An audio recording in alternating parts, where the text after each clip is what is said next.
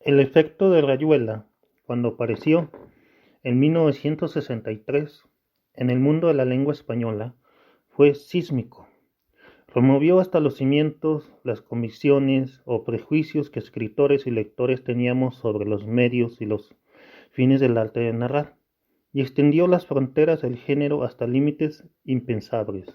Gracias a Rayuela, aprendimos que escribir era una manera genial de divertirse, que era posible explorar los secretos del mundo y del lenguaje pasándola muy bien y que, jugando, se podían sondear misteriosos estrados de la vida vedados al conocimiento racional, a la inteligencia lógica, sin más de la experiencia a la que nadie puede asomarse sin riesgos graves, como la muerte y la locura. En Rayuela, razón y sin razón, sueño y vigilia, objetividad y subjetividad, historia y fantasía perdían su condición excluyente. Sus fronteras se eclipsaban, dejaban de ser antonías para confundirse en una sola realidad, por lo que ciertos seres privilegiados como la maga y Oliveira y los célebres piantados de sus futuros libros podían discurrir libremente, como muchas parejas lectoras de Rayuela. En los 70, Patricia y yo empezamos también a hablar en críclico, a inventar una jerigonza privada y a traducir a sus restallantes vocablos esotéricos nuestros tiernos secretos. Junto con la noción de juego, la de libertad es imprescindible cuando se habla de Rayuela y de todas las ficciones de Cortázar. Libertad para violentar las normas establecidas de la escritura y la estructura narrativas, para reemplazarlas el orden convencional de relato por un orden soterrado que tiene el semblante del desorden, para revolucionar el punto de vista del narrador. El tiempo narrativo, la psicología de los personajes, la organización espacial de la historia, su hilación, la tremenda inseguridad que a lo largo de la novela va apoderándose de Horacio Oliveira frente al mundo y confinándolo más y más en un refugio mental, es la sensación que acompaña al lector de Rayuela, a medida que se adentra en el laberinto y se deja ir extraviando por el maquiavélico narrador en los vericuetos y ramificaciones de la anécdota. Nada es allí reconocible y seguro, ni el rumbo, ni los significados, ni los símbolos, ni el suelo que se pisa. ¿Qué me están contando? ¿Por qué no acabo de comprenderlo del todo? Se trata de algo tan misterioso y complejo que es inapreciable o de una monumental tomadura de pelo. Se trata de ambas cosas.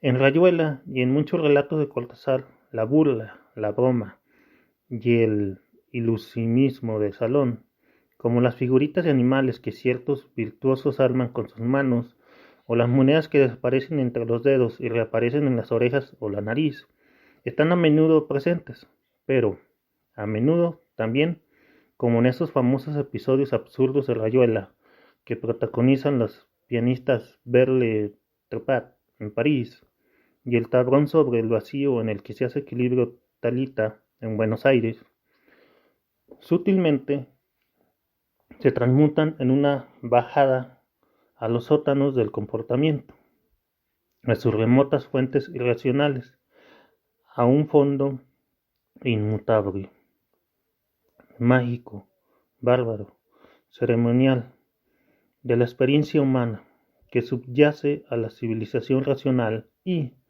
en ciertas circunstancias, reflota en ella, desbaratándola. Este es el tema de algunos de los mejores cuentos de Cortázar, como El ídolo de las Cicráteas y La noche boca arriba, en los que vemos irrumpir de pronto en el seno de la vida moderna y sin solución de continuidad un pasado remoto y feroz de dioses sangrientos que deben ser saciados con víctimas humanas. Rayuela estimuló las audacias formales en los que los nuevos escritores hispanoamericanos, como pocos libros anteriores o posteriores. Pero sería injusto llamarla una novela experimental. Esta calificación despide un tufillo abstracto y pretencioso. Sugiere un mundo de probetas, retortas y pizarras con cálculos algebraicos, algo desencarnado, disociado de la vida inmediata, del deseo y el placer.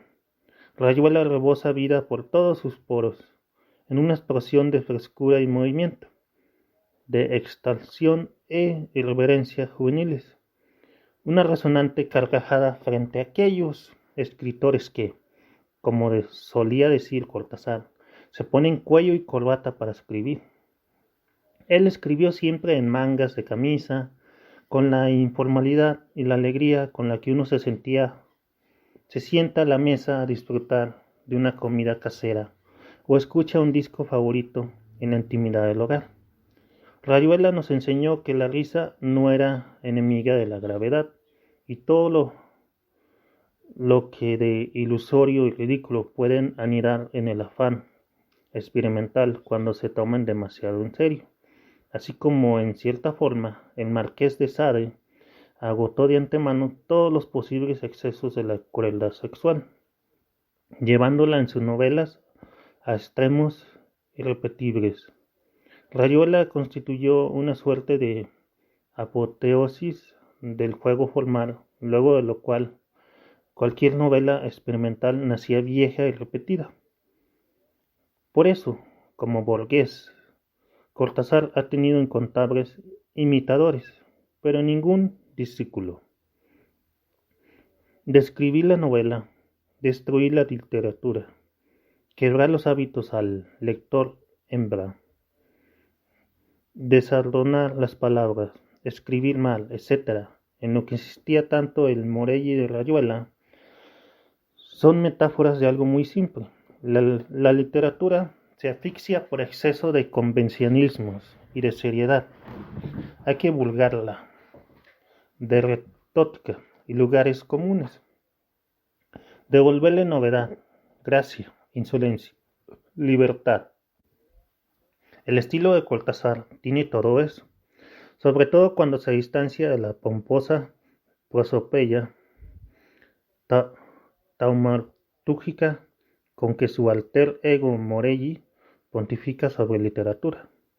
Es decir, en sus cuentos, los que de manera general son más diáfanos y creativos que sus novelas, aunque no luzcan la vistosa poética que aureola a estas últimas. Los cuentos de Cortázar no son menos ambiciosos, ni iconocratas, que sus textos narrativos de aliento, pero lo que hay en ellos de originalidad y de ruptura suele estar más metabolizado en las historias.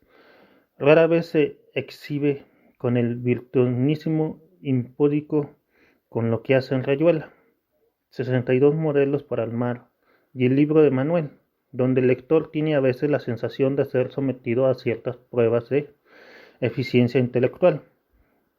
Esas novelas son manifiestos revolucionarios, pero la verdadera revolución de Cortázar está en sus cuentos, más discreta, pero más profunda, y permanentemente porque soliviantó la naturaleza misma de la ficción.